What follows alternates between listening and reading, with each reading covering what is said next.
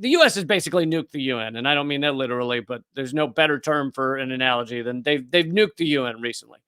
And the UN has always struggled to have actual meaning in many ways. Very little gets through that, or maybe nothing gets through that it doesn't align with the U.S. empire's talking points and the U.S. empire's decisions. But often the U.S. is able to find a few people to line up with them on their insane decisions.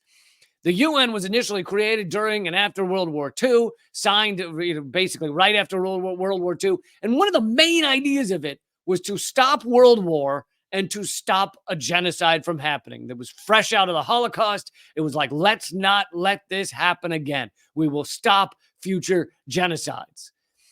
Now, here we are. And that is probably the most basic, fundamental job of the UN, is to make sure there are not more genocides.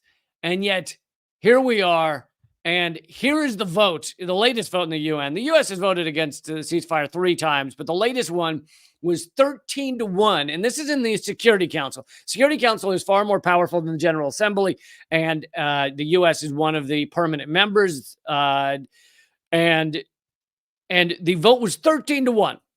Out of all these countries, 13 of them voted for a ceasefire, an immediate ceasefire, and one of them abstained. The United Kingdom abstained. The U.S. voted against, not just abstaining, voted against a ceasefire, blocked a ceasefire. And the way it works in the UN Security Council is that the U.S. or any of the permanent members, UK, Russia, China, they can block things. Their vote dominates all others, and they can veto anything. So the U.S. is the only country that made sure this genocide would continue, at least from the point of the UN. This doesn't mean the UN could have stopped it, but it would be far more powerful if the UN was demanding a ceasefire. And the U.S. stopped it. The countries voting for an immediate ceasefire: China, Russia, Switzerland, Gabon, Brazil, Ecuador, Malta, Ghana, Mozambique, Albania, Japan, United Arab Emirates, and France. As some of you might have noticed, some of these countries are not that large countries. That's because there is a rotating basis for the non-permanent members so that other countries get a chance to be on the Security Council. But the U.S. has nuked the main purpose, kind of the base level purpose of the United Nations. Do not allow another genocide in modern times. And it is completely ineffectual. So as I was saying at the beginning of this live stream, when you have these mass atrocities like this, they tend to reveal or destroy other organizations that prove their uselessness.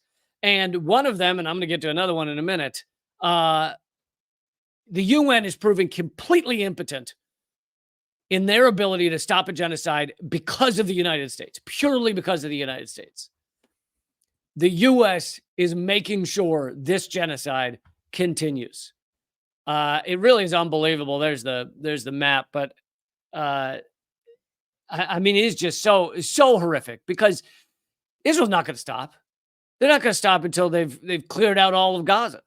They're going to stop until every man, woman, and child is either dead or is living in a tent in Egypt somewhere.